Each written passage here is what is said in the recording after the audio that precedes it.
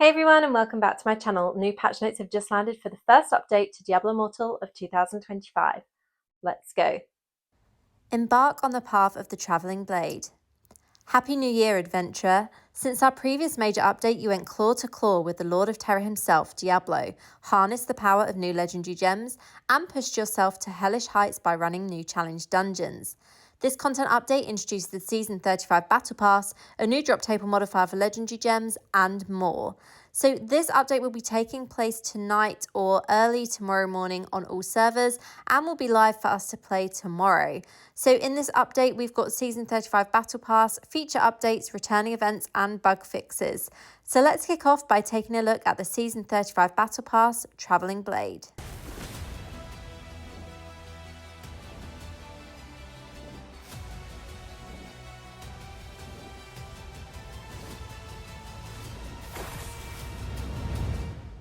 So I personally actually really like the look of this new battle pass. It's completely different to any that we've seen in the last year, and it's pretty cool for all classes. I like the color scheme, the helm, and all aspects of it. So excited to see that once it lands in game.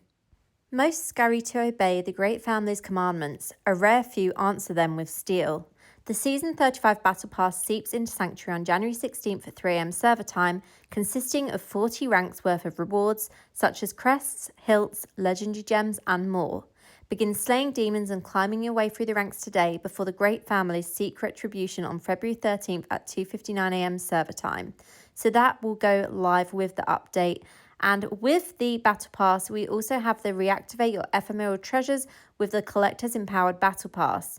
Cosmetics lost to time have re-emerged in a new aspect in the Collector's Empowered Battle Pass.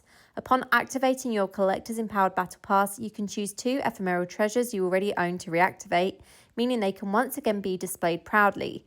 Each consecutive activation of a Collector's Empowered Battle Pass will score you the ability to reactivate an additional ephemeral treasure up to 5 at a time. So I did show this in my last video. I will link that in the comments for you to have a look.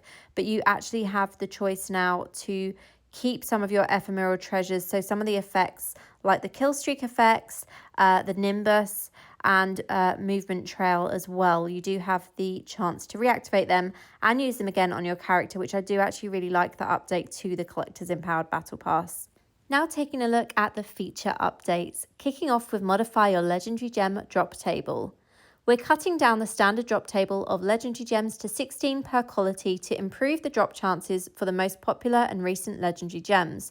From now on, you can select the 17th legendary gem to complete your 1, 2, and 5-star legendary gem drop tables. Additionally, the following gems will be available per quality. For 5-star, Bloodsoaked Jade, Bottled Hope, Seeping Bowl, Starfire Shard, Roiling Consequence, Gloom Cask, Echoing Shade, Void Spark, Frozen Heart, Spiteful Blood, Blessing of the Worthy, Stormvault, More of the Deep, Wolfhjort, and Hilt of Many Realms.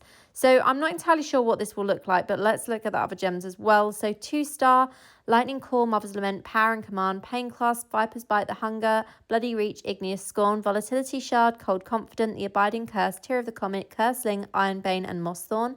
And for 1-star, the Black Rose, Carson's Invigoration, Berserker's Eye, Everlasting Torment, Freedom and Devotion, Heartstone, Misery Elixir, Trickshot Gem, Pain of Subjugation, Lucient Watcher, Defiant Soul, Blessed Pebble, Respite Zone, Entropic Well, and Mocking Laughter. So, as I said, I'm not entirely sure what this actually means. When it's live in game, I will take a look at it and cover it in a little bit more detail so that we can see exactly what is up with that. I'm guessing it means that we can actually modify our drop table permanently and select 16 gems, or we're just selecting 1 gem that we hope to have drop for each run.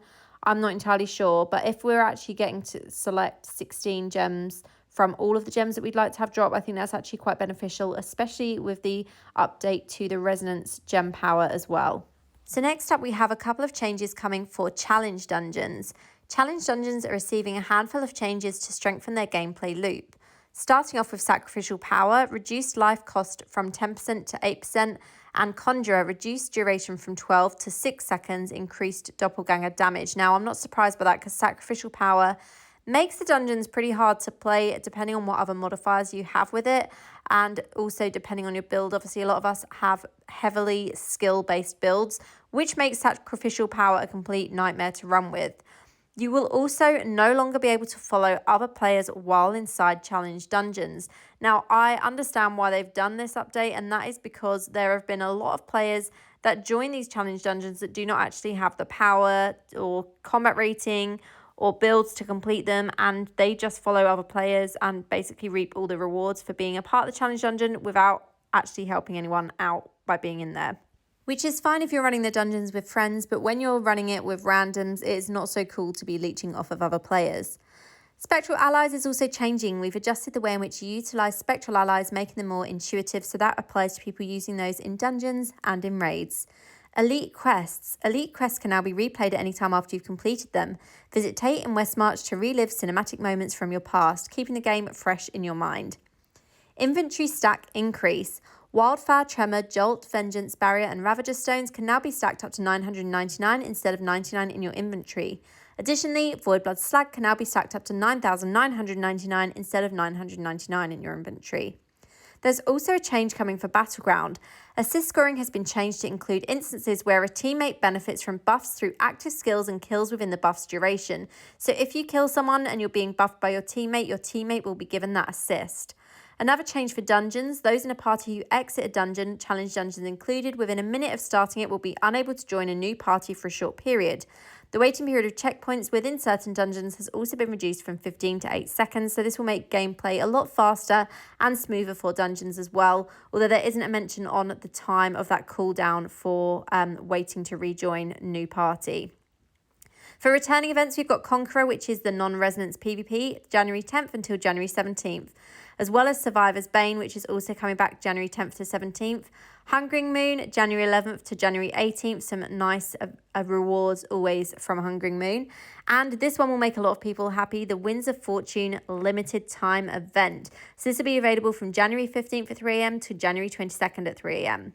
While Winds of Fortune is live, activate your 24-hour buff to receive this duplicate effect. Once activated, the buff's duration is in real time and will end 24 hours after it's been initiated.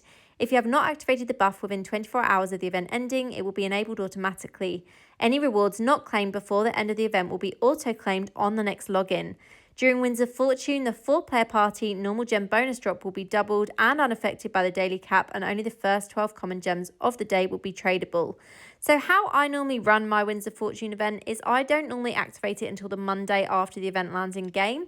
This means I benefit from the experience boost when I'm closer to Server Paragon, and it means it makes it a lot faster to cap my weekly gems on that Monday rather than activating it when I've already done my weekly gems. It makes a lot more sense to play it this way, so that's what I would recommend doing. Any of these items will also drop in duplicate quantities once the buff is active, so gold, experience, battle pass points, normal gems, legendary gems, and items. Items from these activities will also drop in duplicate quantities. Heraldric Bestiary, Challenge Rifts, Bounties, Fishing, Dungeons, Purge the Depths, A Cursed Tower, Hidden Lairs, Farming in the Wilderness, and Codex activities. Note that during this limited time event, Battle Pass rewards will not be doubled, and the weekly limit on Battle Pass points and normal gems will not change. Any bonus experience gained will be affected by your current modifier. So if, for example, you are above Server Paragon and you're only getting 10% experience, you will gain that bonus experience, but it will be at that 10% rate rather than at the 100% rate. Additionally, there are limits to each item that can be earned in duplicate quantities. You'll earn double the amount until you reach the limit. Please see the event in-game for more details. So once that is live in-game, you'll be able to check all of the information on that. But it's pretty straightforward. We've had it in-game before. Wild Brawl is also making a return, so this is a really fun team-based PvP limited time event. I actually do enjoy it. Last time it was in-game, I didn't get time to play it, unfortunately, but I do enjoy playing this with my clan mates, my friends, and also even with randoms, it can be quite fun. So that's available from January 17th until January 24th at 3 a.m. server time. Shady stock is also making a return, so Yakin has once again come into possession of some liberated merchandise, likely plucked from a faraway excavation. His Shady stock is in high demand and will be available to peruse from January 18th till January 25th, or until Westmarch's guards raid his supply. So yeah, Shady stock is a really easy way to just earn some legendary items. If you've got any missing essences, that's quite a good one to use for that. Normally I don't get any upgrades from it, but sometimes it's nice just getting that green item.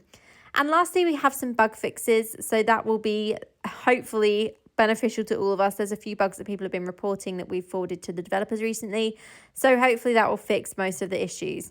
But that is it from this content update. Let me know what you're most excited about in the comments below. And as always, thank you so much for watching. I'll see you in the next one. Have a great day.